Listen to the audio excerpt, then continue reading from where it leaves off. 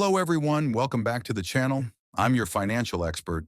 Today I want us to slow down for a moment. Just breathe. Do you feel what's happening out there? The chaos has officially returned. Wall Street is on fire. Red everywhere. Tickers are flashing in panic.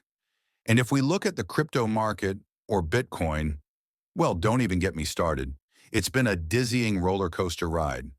This morning I glanced at CNN's Fear and Greed Index. It's sitting deep in extreme fear, and it's been there for a while. People are scrambling for the exits. But have you ever wondered why, in the middle of all this screaming and selling, there are still people calmly sitting back, sipping their coffee, and smiling? Let me share a secret with you. A longtime friend of mine, a veteran investor in New York, once told me, "The stock market is the only place in the world where customers run away when everything is on sale." It sounds ridiculous, right?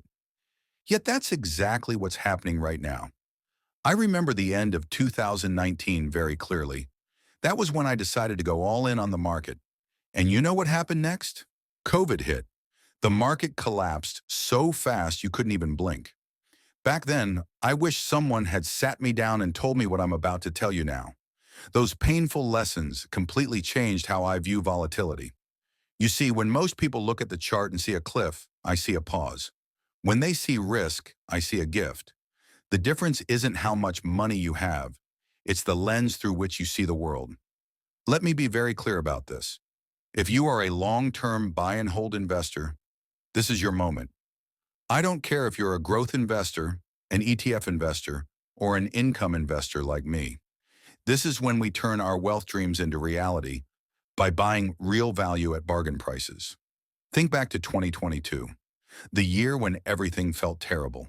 Looking back now, don't you secretly wish you had been brave enough to buy more? Volatility is simply the price we pay for outsized returns. It's like enduring rough waves to reach a treasure island. If the sea were always calm, everyone would be rich, wouldn't they? Here in the US financial world, long-term investors have a massive advantage over short-term traders. That advantage is time. The people panic selling today are acting on fear of tomorrow. We act on a vision of 10, 20 years into the future. For us, these days aren't a disaster. They're a financial Boxing Day sale. And if you're an income investor, you have a superpower others don't. You don't need to worry about today's stock price to pay your bills. Cash flow from dividends and funds keeps landing in your account every month. When prices fall, yields rise. You're buying future income at a deep discount. That's how we accelerate toward financial freedom. Now let me warn you about a psychological trap that so many people fall into, including friends of mine. It's the obsession with the question, why? Why is Bitcoin falling? Why is the Fed delaying rate cuts? Has the AI bubble burst? Trust me, chasing the why is a massive waste of time. TV experts will give you endless explanations, but the truth is, no one really knows. And more importantly, whatever the reason is, it doesn't change your plan. Instead of asking why, ask, what do I do next? In investing, the action, the what, always matters more than the reason, the why. Here's a scientific truth about human psychology. Our brains are wired for survival, not investing. When danger appears, the brain screams, fight or flight. That's why your heart races when you see your account in red. But remember this, those are just paper losses. They're nothing more than digital numbers in a virtual world until you make them real by hitting the sell button. Don't let temporary emotional pain destroy a lifetime of work. So stand firm, revisit your portfolio, reconnect with your convictions. Do you believe in the US economy? Do you believe in technological progress? Do you believe in Bitcoin's long-term value? If the answer is yes, then there is no reason to panic. Think of this as a test of character. As Dave Ramsey once said, nobody gets hurt on a roller coaster unless they jump off halfway. The ride may shake you. It may make you feel a little sick. But if you stay buckled in, you'll reach your destination. In today's video, I'll walk you through 8 key principles to not just survive, but thrive in times like these. I'll show you how I'm reinvesting and how I'm thinking about stocks like MSTR and covered call ETFs right in the eye of the storm. take a deep breath. We're walking this road together. Don't let the noise of the crowd blur your long-term vision. Now, let's dive into the details. You know, there's a truth very few people tell you when you first step into the market. The worst market conditions are exactly where real wealth is created. I want you to understand this first and clearly. This is the best time to be a long-term investor. It sounds backward, doesn't it? While everyone else is crying over evaporating wealth, I feel energized. Why? Because we're not selling stocks today or tomorrow. We're holding them for 10, 20 years, or even forever if you follow the path of income investing. Imagine walking into a grocery store to buy your favorite steak. Yesterday it was $20. Today, for some reason, it's marked down to $12. Do you panic and run out of the store? Or do you grab two more and stock the freezer? Investing works the same way. If you loved a business or an index like the NASDAQ or the S&P 500 at all-time highs, there's absolutely no reason to hate it when it's suddenly 20 to 30% off. Our biggest advantage over traders is time. Short-term traders out there are fighting every single tick on the chart. They panic because they're gambling with rent money or because they're under pressure to make profits immediately. But us, we own time. A friend of mine on Wall Street once said, "The market is a tool that transfers money from the impatient to the patient." If you're an income investor like me, this volatility is actually a luxury. When stock prices fall but businesses keep paying dividends, your yield goes up. We're accelerating our passive income. Instead of selling assets to survive, like many growth investors who are painfully cutting losses just to raise cash, we simply collect our monthly paycheck from ETFs and reinvest that same cash into assets at discounted prices. That's a wealth-building loop, and volatility is the most powerful catalyst in that system. Now pause for a moment and think about this question. Why do you care so much about the why? I've wasted thousands of hours reading the news, trying to understand why the Fed said this, why inflation did that. But after years in the US markets, I realized something. The why is a ghost. It constantly changes and usually shows up as a comforting explanation after the fact. What truly matters is the what. What do you own? Do you believe in it? Let me give you a real example. I hold MST, the fund tracking microstrategy. Yes, it's falling sharply along with Bitcoin, but has my conviction in Michael Saylor's Bitcoin accumulation strategy changed? No. So the price drop is simply an opportunity for me to keep the promise I made to myself. Buy more every single month. People call fund managers like Harvest and ask, "What are you doing with this fund? It's going down." That's ridiculous. A fund is just a mirror of the underlying assets.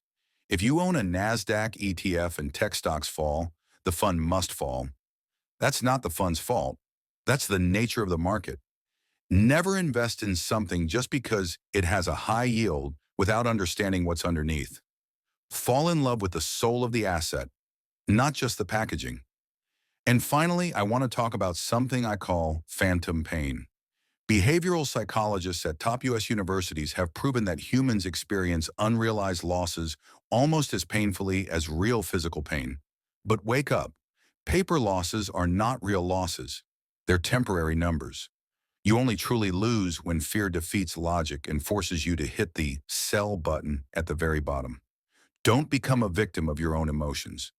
Your assets are like a tree. When winter comes, the leaves fall, the tree looks weak and worth less, but the life force is still flowing inside. If you cut the tree down in winter, you'll never see spring. Stay disciplined. If your original plan was to invest $2,500 a month into assets you believe in, then keep doing exactly that. Stop staring at the screen every 5 minutes. Go for a walk. Read a book. Spend time with your family. I'll continue this journey with you. Every week, I'll still update my portfolio. Not to show off, but to prove one thing. I do what I say. We're not just investing money. We're investing in our own character. The market can be brutal in the short term, but it is incredibly fair in the long run. Those who survive this storm will be the ones most deserving of the rewards waiting ahead. So after all this volatility, what do we actually do tomorrow morning? I want you to understand this clearly. Investing is not a 100-meter sprint. It's a marathon across every kind of terrain. There are stretches of smooth roads lined with roses, but there will also be steep climbs and muddy paths. The winner isn't the one who starts the fastest. It's the one who refuses to quit when their legs are burning. Here's the action plan I want you to remember. First, rebalance your portfolio.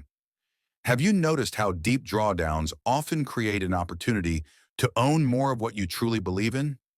If your positions in names like MSTR or technology indexes have fallen below your target allocation, this is the moment to rebalance. Don't wait until everything turns green again.